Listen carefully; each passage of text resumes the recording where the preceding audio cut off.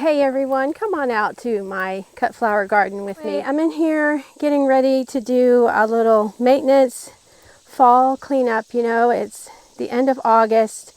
It's time to start cleaning up, turning over beds and changing things around. Everything is overgrown, but there's still a lot of life left here in the cut flower garden. So let's take a look.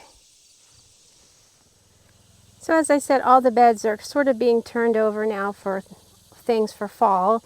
You can see my broccoli plants there. I did take the other cloches away. This one broccoli plant is just like, it's not going to do anything. But I was really glad to have those cloches. And if you didn't watch the video where we talked about them, I'll link it below.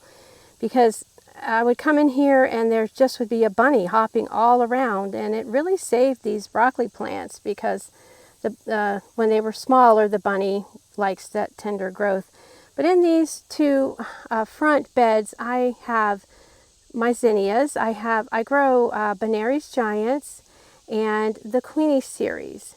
And I started my zinnia quite a bit later this year than I normally do, and I'm pretty happy I did that because I have avoided a lot of the fungal diseases that you get on zinnia, and oh, I'm so happy that I did that. This one is Carmine. This is Benary's Giant Carmine. So pretty. I like that variation of colors.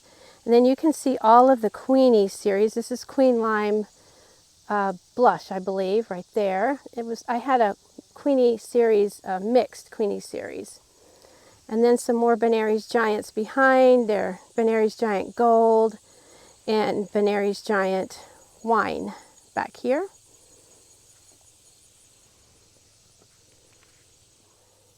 The butterflies have just been crazy over the zinnia this year. I have not had any monarch, but I've had the tiger swallowtail, the black swallowtail, the painted lady, and the red admiral, I think. Yeah, let's see if we can kind of see this one here. But they've been just loving the zinnia this year, and all of my cut flowers, as a matter of fact. So let's go a little farther.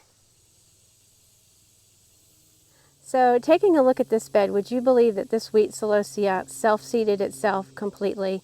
I had wheat celosia planted in here last year and in the last couple of years, and I didn't sow any or plant any seeds or starts in here. This is all self-seeded.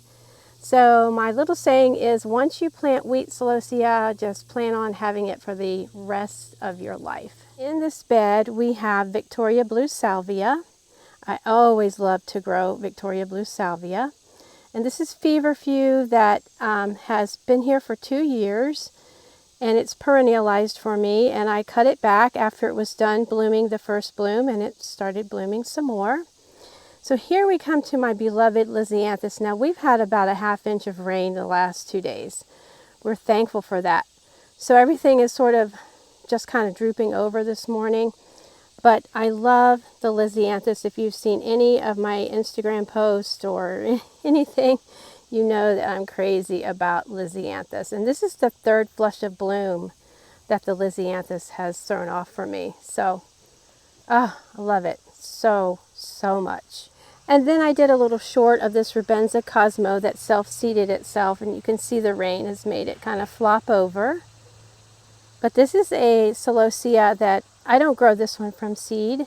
This is one I always try to buy in the big box store or in a nursery or something, just because the pollinators love it so much. But look how it happened to match this Rubenza Cosmo really well.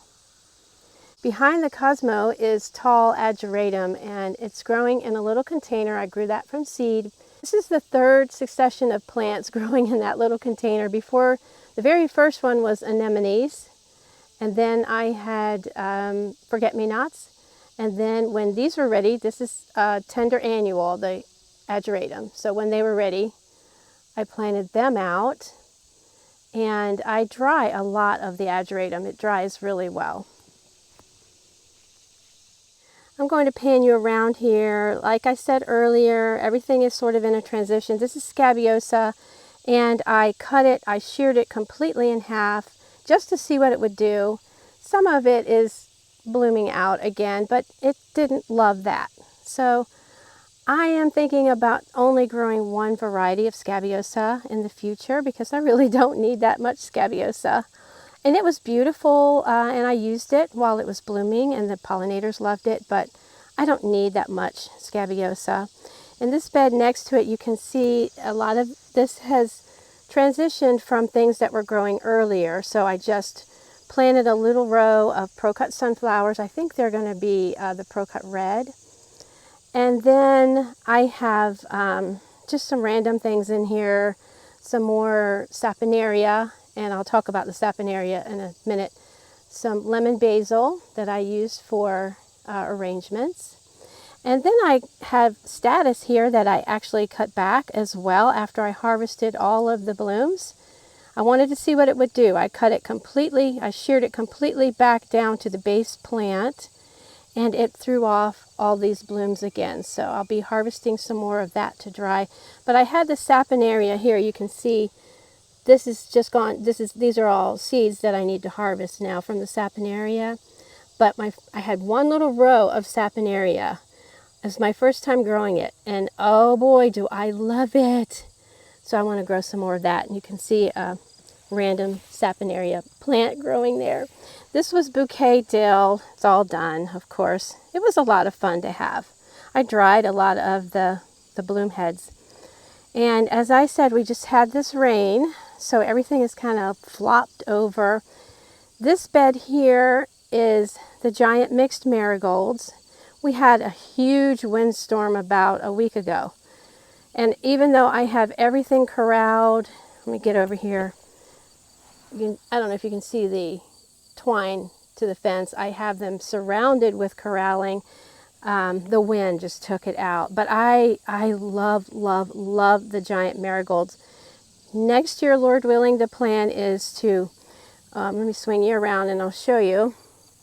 Outside of the fence over there just on the outside of the fence, I'm going to make a couple of long rows and just do a no-dig raised bed, couple of no-dig raised beds, and do so that I can support the giant marigolds a little better, and I can support the cupcake Cosmo a little better. It was looking so pretty until that windstorm. So definitely need a double row of the Hortonova netting and some good stakes. And then I grew some Parvula gum, eucalyptus. I've been drying a lot of that. Gather it in bunches and dry it. Oh boy, it dries great. This is another variety of eucalyptus that I did not grow. That's like the silver dollar or something like that. And under all of this pile of the marigolds is yarrow. And I use the yarrow as an annual. As a matter of fact, I have the fall yarrow growing in under the grow lights, and they'll be going out pretty soon. And then this is Pro-Cut red and Pro-Cut orange, I think. For some reason, my blooms are bigger this year than I like for them to be. And I like for them to be a little smaller. I usually plant really close together. You can see it's really close in there. But my blooms are all getting huge. So, but anyway, they're pretty. Here's another container of the blue ageratum here. I really, really like growing that from seed. This is the second year I think I've grown that from seed. I enjoy having that, and it lasts a long time in a bouquet. Another succession of Pro-Cut sunflowers growing in there. I had them covered with the lightweight summer fabric because I direct sowed those. So I wanted to make sure that the bird didn't pluck out the seeds before they could get a chance to grow. So they're coming on. And these are the plume Celosias that we grew, that we started together and we talked about in a video. And they're doing well. I've been using those in some arrangements and bouquets. and I need to get some more to dry. They did get stunted. We had a cold snap, and you know they're a tender annual, so they got a little bit stunted. So they're a little not as tall as I would like for them to be, and they didn't do as well as I would hope, but they did okay. So I'm not showing you everything because it just takes so long, and I'm not into long videos. But let's go outside of the enclosed garden to these other beds real quick and take a look. You might want to see the sunflowers that we started together, the branching sunflowers that we we direct sowed together. We covered them. I did a video that we were winning in the War of the Birds. So they're doing good. They're getting ready to bloom. So I'm going to flip the camera around and you can look at the jungle of things that are growing here outside of the garden. So just taking like a pan around, you can see that's a succession of straw flower that I'm really like crossing my fingers, hoping they are going to make it and produce some straw flowers before we get our first frost. I have seen straw flowers with frost on them and, you know, survive a frost or two, but we'll see. These may not have enough time to grow on. I did leave a lot of my pro-cut stems in the ground because I didn't really need to turn over all of this bed real quickly. Just to let them produce and branch a little bit for the pollinators, and they're just about done. I'm about ready to pull them out. But behind that I have the Rudbeckia that I grew from seed. I had let's see, Cherokee Sunset, Cherry Brandy, Maya, Prairie Sun, Rudbeckia, and they're all annuals for me. I grew all those from seed, so I'm actually starting more Rudbeckia now, which will be planted out here before my first frost date, so they can get established. Behind that, more wheat celosia and a few of the tall giant marigolds. They're growing and getting ready to bloom. And then these are some more of my pro-cuts. This first succession in the front, my granddaughter actually started from seed and grew on under grow lights for me, and I planted them out. You can see this is the size I prefer. The plants themselves are smaller, shorter, and behind these pro-cuts, I didn't even use them for any arrangements or anything because they got so huge. So I'm leaving them. I'm going to let the flower heads dry out a little bit, and I might save them for winter, for like to put them out for the birds. So this is the little 2x4 by 1 foot deep bed that we planted with the branching sunflowers. I wish they were in bloom so that you could see, but they're getting ready to bloom. Look at that. So they're doing good. I did have to stake them quite a bit, and I thinned them out because we planted a lot in there. But then next to that I have 2 no-dig raised beds of straw flowers. And I've been harvesting a lot. I have so much work to do. You can see all the grass growing now that I need to do weed eating and mowing. But anyway, that's another subject. But I have been harvesting a lot. That's why you're not seeing a lot of blooms on these straw flowers. But I've been harvesting them and drying them. They are in my dried flower shed. And in these 2 beds here, I have the Sweet William that I'm about ready to take out because I have Sweet William growing under grow lights that will be going out here in a couple weeks. But I was just letting every last bloom that would possibly bloom because the pollinators do love the Sweet William. So I'm excited to see the growth habit of the Sweet William that's planted out in the autumn in my zone 6B versus these were all spring planted. I grew this spring. So I think they're going to be, they did really well, but I think they're going to do even better with the fall planted ones. So I'm excited about that. And I did grow a couple of beds of stock, which I just love stock so much. It did so great for me. Stock is one and done. And I'll throw some pictures in, you know, just puts off one bloom and you can plant it really close together. So I'm looking forward to growing that again. So I'm over here at this frosted explosion grass. I thought we would pull this out together because it's pretty much done. But I've been drying it. I love it. I think it's probably underrated. It's not underappreciated because it works well in a bouquet as a filler. It's just got this like pop of I don't know, explosion. That's why it's called frosted explosion grass. And I did run across a black snake in here the other day. So if you hear me, if I squeal, I'll probably edit it out. Anyway, I do hope he's not in here.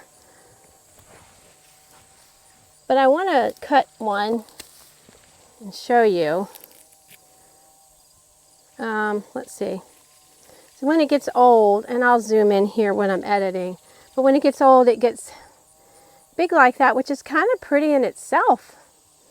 I mean, gosh, now I'm rethinking, should I take this out, or because I'm getting ready to, I want to do an arrangement. I haven't done any this season. I've done bouquets, but not arrangements. But I thought, that looks really interesting, but I think I'll let it go. But anyway, the frosted explosion grass, and you can get a lot longer stems, of course, than what I've got here. But I'll zoom in. It's just got this such unique element to it. No bugs, no pests that I have found on it. I love it. I really do. I might go get my hoe and just rake through here a little bit, make sure that little dude isn't in here.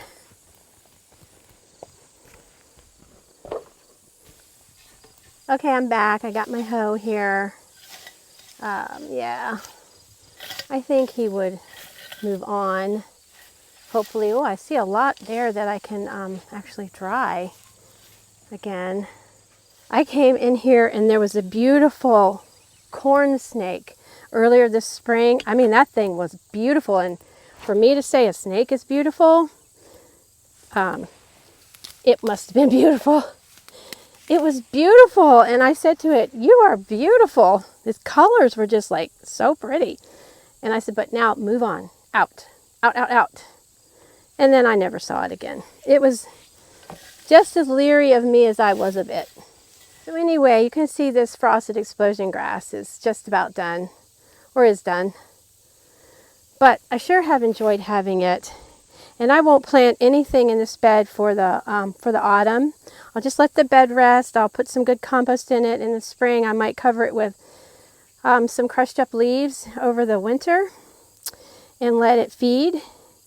And I do like growing the grasses in this bed, so I had blue wheat as well. Anyway, friends, I want to thank you for joining me today. I'll insert some pictures and some video of the butterflies on the zinnia. I mean, gosh, I've just been like jaw dropping, and when I come in here, like, oh, you guys, they're so beautiful.